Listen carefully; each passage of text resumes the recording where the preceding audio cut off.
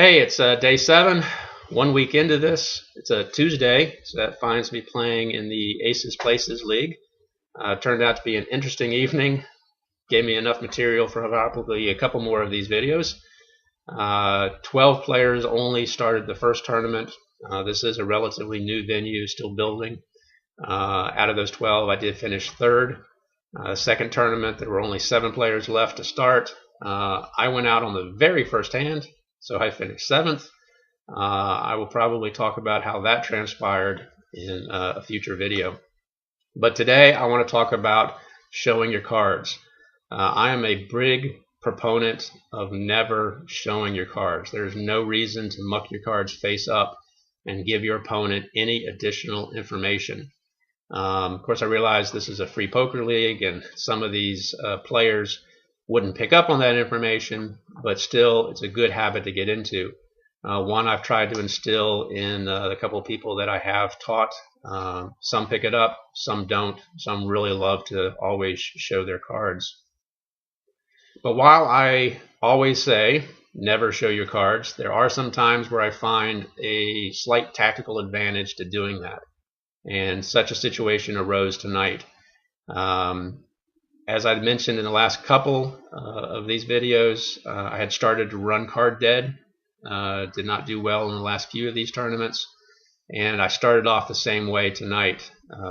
Up to the first break, did not have a lot of cards to play.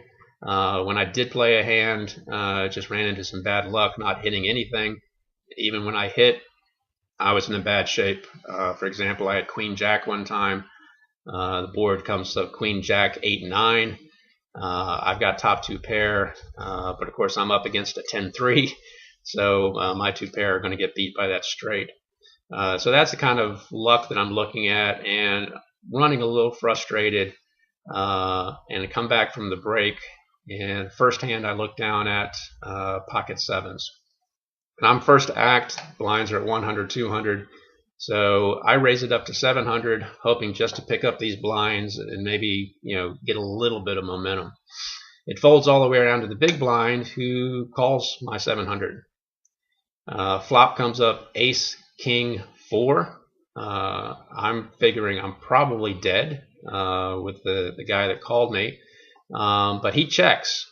And so since I picked up on a little weakness, I go ahead and shove my remaining 3,000 all in. He tanks for a little bit, then folds his cards. I think I probably got him to fold a king, the winning hand at that point in time. So I'm feeling pretty good now. In the very next hand, now I'm in the big blind. I look down at pocket queens, so back-to-back pocket pairs.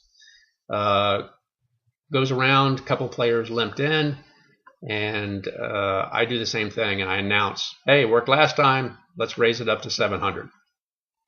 I get another guy that quickly calls me, and now we're looking at a flop. Flop comes up 9, 7, deuce. I go ahead and shove again, and the guy folds to me. At that point in time, I make the decision. I just made 2 all-in pushes. Don't want people thinking that I'm running a little tilt, because I have been running card dead. So I make that announcement. I turn over my queens and say, hey, I just want you to know I'm not trying to run over you. I actually have had it the last couple of times. This pretty much set things up for the rest of the evening with these players. So it kind of put me in a position to kind of push around a little bit more than I normally would have. Again, typically I would not show. But because I've been running so poorly, and people started to look at me when I made those 2 moves as maybe he's just, a little bit on tilt and trying to push around, I wanted to make sure I announced that. And in that instance, it gave me a little bit of an advantage to kind of push the rest of the way through that tournament. So again, 99% of the time, no reason to show your cards. But every now and then you can find a reason that makes some sense, and when it does, I will show.